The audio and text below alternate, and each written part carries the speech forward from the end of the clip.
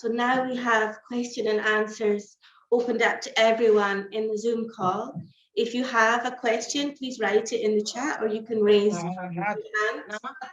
We have one question from the room. Erica, do you want to come and ask your question for Juana? And you can...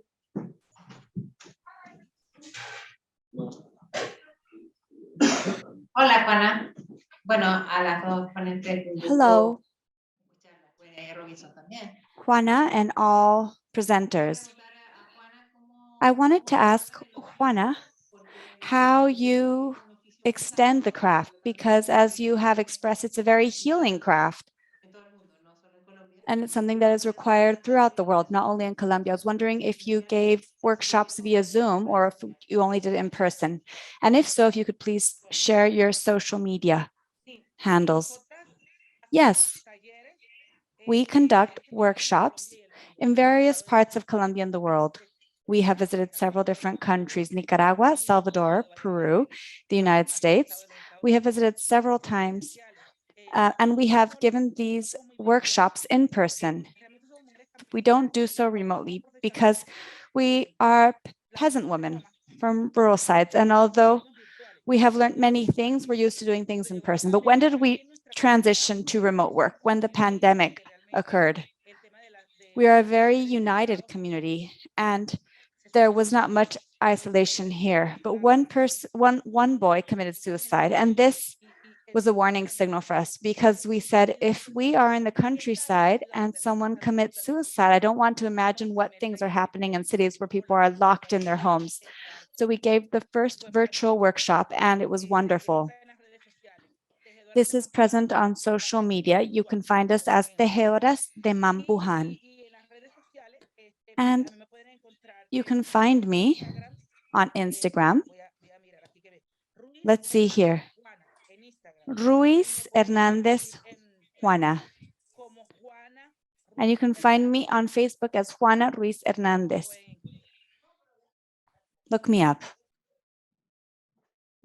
Thank you, Juana. So do we have any more questions for any of the other speakers, either from here in the room? Yeah, would you like to come and ask a question here at the front? We have one question in the room. If anyone in the Zoom call has a question, please put it in the chat. Si tienen preguntas, por favor, ponlo en el chat.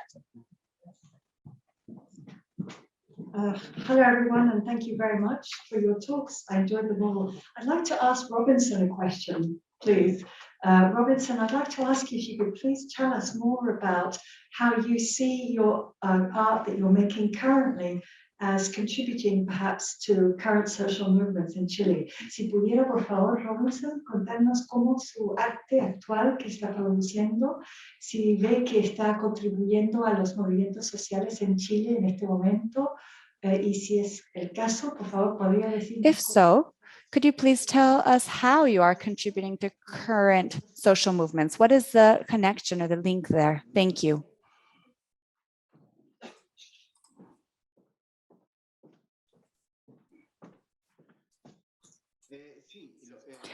Well, yes. Well, it's called La Estrella de Chile, or the Star of Chile. And it was done during the social outbreak and protests.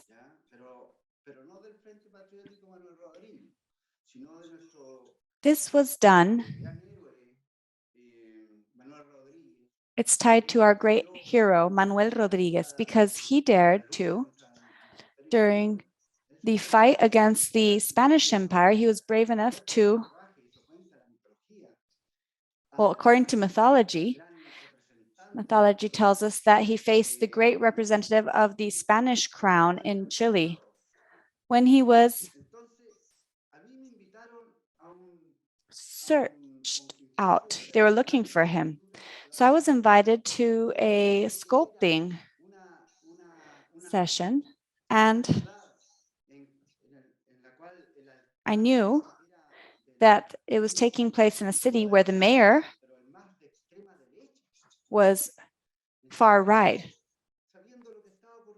So since I knew what was happening in my country, as a way to contribute a grain of sand to this struggle, I went. It was 10 days. But up until the last day, no one knew what I was doing. It was just on the last night because my partner and I were working, and she has always helped me, really.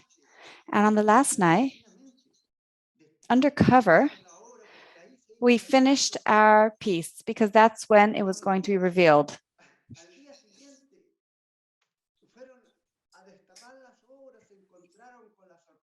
So when they went to uncover it, they found that I had done this in honor of the combatant who had fought on the front line. But this star was not a masculine star. There was a masculine side to it, and there was a feminine side to it.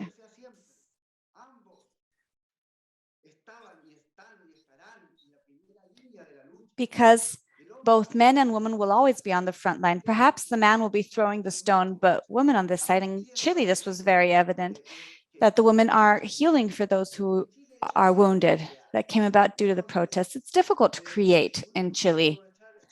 So one must make the most of these small moments to contribute a grain of sand. Thank you so much for your question.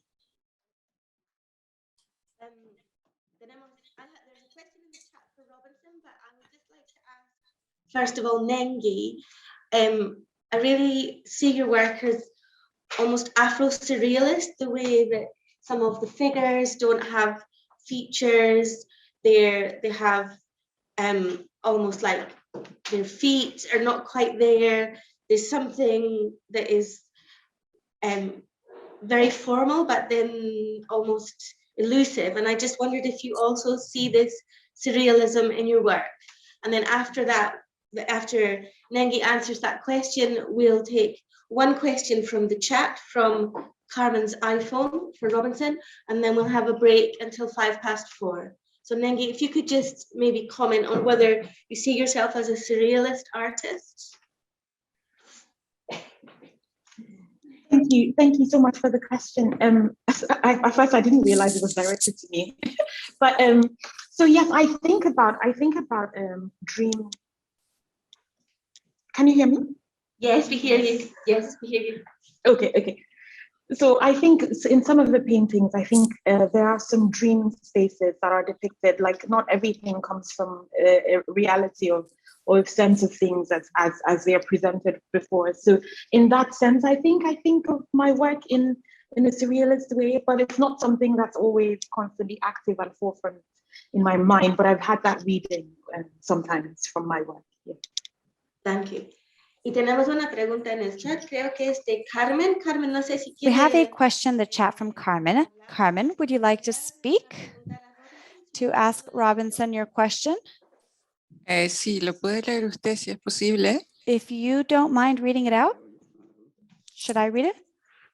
La pregunta dice, ¿cómo se realiza una obra monumental? The question says, how is a piece like this carried out, a monument of this kind? How many people were involved in Puerto Montt? Well, let's see. How is a large-scale piece like this carried out? Well, let's see. Once again, we're speaking of the year 2001.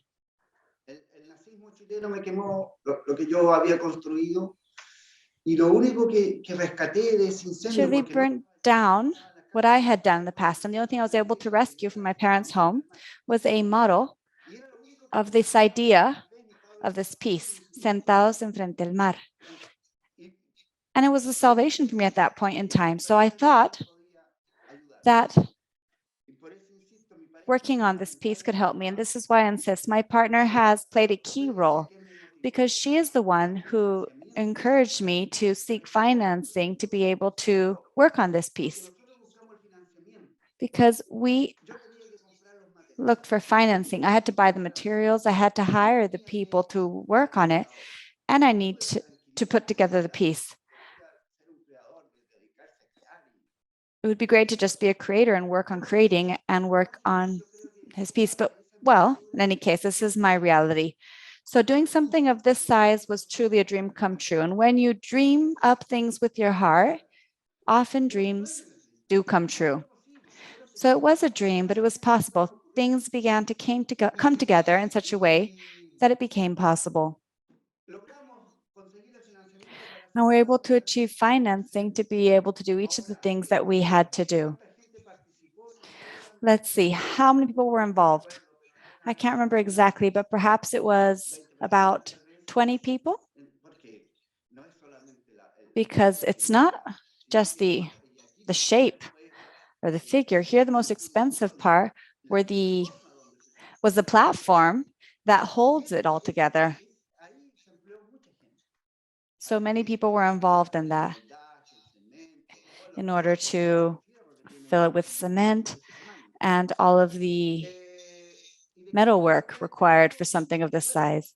Well, what materials were involved? Let's see. It's very simple, really. The platform itself is a concrete structure. And then the figure itself, you could say it's like a basket. And with that system, you can weave it and weld it into the shape that you want. So I went putting this basket together, so to speak, with metal. And other people would begin placing like the thinner mesh on top of it. And then another T came afterwards, adding the cement to this mesh. And all of this was done, the figure itself was done in about a month and a half. And the sculpture is 7.5 meters, so it's very, very big. But my commitment, and here's where I really put my soul in the work I do, because on February 14th is when it needed to come to life, because it represented love. And if you listen to the song, it's a very sad song, really, because it's a farewell. And they say goodbye seated in front of the sea. Thank you very much. Thank you all.